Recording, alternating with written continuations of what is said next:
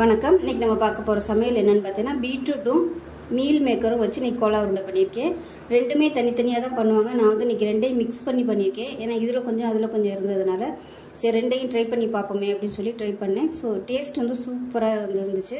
So வாங்க இந்த பீட்ரூட்டும் meal மேக்கரும் வச்சு கோலா உருண்டை எப்படி செய்யலாங்கிறத பார்க்கலாம்.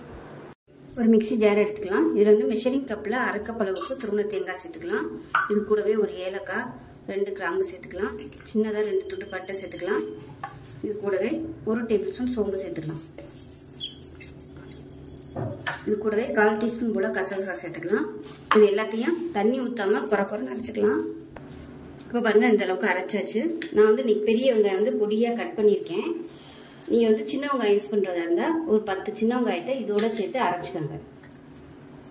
நான் வந்து இன்னைக்கு எதையுமே அதாவது வதக்கி பண்ணலை. வதக்கி பண்ணோம்னா டேஸ்ட் இன்னும் நல்லாயிருக்கும்.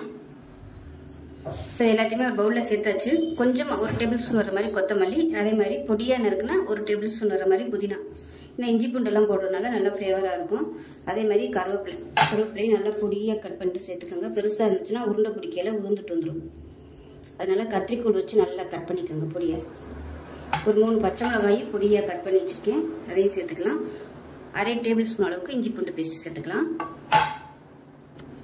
இப்போ இதில் பீட்ரூட் துருவி வச்சுருக்கேன். மீடியம் சைஸாக ஒரு பீட்ரூட்டு துருவி வச்சுருக்கேன். அதே மாதிரி ஒரு கைப்பிடி அளவுக்கு, அதாவது மெஷரிங் கப்பில் வந்து 1 கப் அளவு இருக்கும் சோயா சங்க்ஸ், அதாவது மீல் மேக்கர். சுடுதண்ணியில் வந்து 20 நிமிஷம் ஊற வச்சுட்டு தண்ணியை புழிஞ்சிட்டு நல்லா அந்த மாதிரி மிக்சியில் போட்டு அரைச்சி வச்சுருக்கேன். ரொம்பவுமே கொஞ்சம் கொஞ்சம் இருந்ததுனால நான் வந்து ரெண்டையும் மிக்ஸ் பண்ணி குக் பண்ணுறேன். அது எல்லாத்தையுமே சேர்த்துக்கலாம்.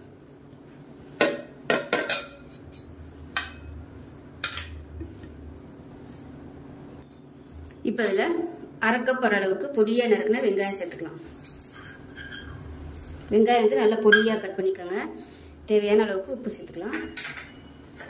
3/4 டேபிள் ஸ்பூன் மிளகாத்தூள், காரத்துக்கு தகுந்த மாதிரி சேர்த்துக்கலாம். அரை டேபிள் ஸ்பூன் தனியாத்தூள், 1/4 டேபிள் ஸ்பூன் மஞ்சத்தூள், அரை டேபிள் ஸ்பூன் சிக்கன் மசாலா தூள் சேர்த்துக்கலாம். அது வந்து ஃப்ளேவருக்காக. 1/4 டேபிள் ஸ்பூன் கறி மசாலா தூள் இல்லை கரம் மசாலா சேர்த்துக்கலாம். இப்போ இதில் 2 டேபிள் ஸ்பூன் அரிசி மாவு சேர்த்துக்கலாம். இப்போ இதில் பொட்டுக்கடலை பொடி வந்து சேர்த்துக்கலாம். பொட்டுக்கடலை வந்து இந்த மாதிரி பொடி பண்ணி வச்சுட்டிங்கன்னா தேவையான போது நம்ம யூஸ் பண்ணிக்கலாம். இப்போ இதிலேருந்து ஒரு 4 ஸ்பூன் அளவுக்கு சேர்த்துக்கலாம். 4 டேபிள் ஸ்பூன் அளவு சேர்த்துக்கலாம். பிசைஞ்சு பார்த்துட்டு உருண்டை பிடிக்க வருதா என்னன்னு பார்த்துக்கோங்க. அப்படி உருண்டை பிடிக்க வரல, உதிருதுன்னா இன்னும் கொஞ்சம் எக்ஸ்ட்ரா வந்து பொட்டுக்கடலை பொடி இல்லை அரிசி மாவு சேர்த்துக்கலாம். இப்போ எல்லாத்தையும் நல்லா பிசைஞ்சிட்டு பார்க்கலாம். இப்போ எல்லாமே நல்லா பிசைஞ்சிட்டேன்.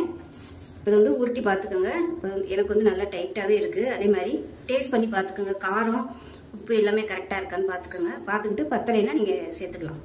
இதிலே வந்து சேர்த்துருங்க. இப்போவே சேர்த்தோம்னா தான் கரெக்டாக இருக்கும். பாருங்கள் கரெக்டாக இருக்கும். இப்போ இது வந்து எல்லாத்தையும் உருட்டிட்டு பார்க்கலாம். இப்போ பாருங்கள் எண்ணெய் நல்லா காஞ்சிடுச்சு.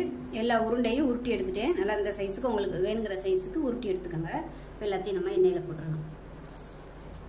எண்ணெய் ரொம்ப அப்படியே புகை வர அளவுக்கு காய்ச்சல் இருக்கக்கூடாது. கரெக்டான இதில் வச்சுக்கணும். இல்லைன்னா போட்ட உடனே கறிட்டு போட்ட உடனே திருப்ப வேணால் 1 நிமிஷம் ஆகட்டும். இப்போ 1 நிமிஷம் ஆயிடுச்சு. திருப்பி விட்டுக்கலாம்.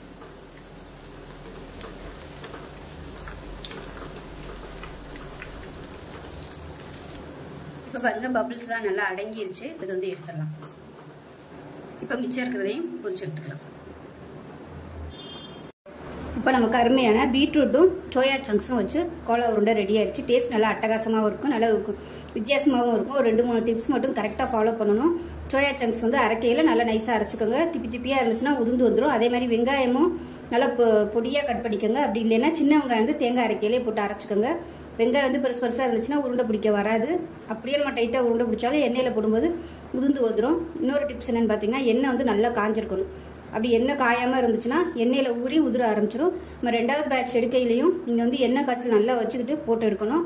அப்போ தான் மேலே உள்ளது வந்து நல்லா வெந்து போய் உள்ளுக்குள்ளே வந்து நல்லா அப்படியே வெந்து வரும். இல்லைன்னா எண்ணெயில் ஊறி அப்படியே பக்கோடா மாதிரி வந்துடும். ஸோ அவ்வளோதான். டேஸ்ட் சூப்பராக இருக்கும், நல்லா ஹெல்த்தியாகவும் இருக்கும். லஞ்ச் பாக்ஸ் கொடுக்குறதுக்கு அருமையாக இருக்கும். செஞ்சு பாருங்கள். செஞ்சு பார்த்துட்டு எப்படி வந்துச்சுங்கிறத சொல்லுங்கள். வீடியோ பிடிச்சிச்சுன்னா லைக் பண்ணுங்கள், கமெண்ட் பண்ணுங்கள், சேனலை சப்ஸ்கிரைப் பண்ணுங்கள், பக்கத்தில் உள்ள பெல் பட்டனை ப்ரெஸ் பண்ணுங்கள். நன்றி.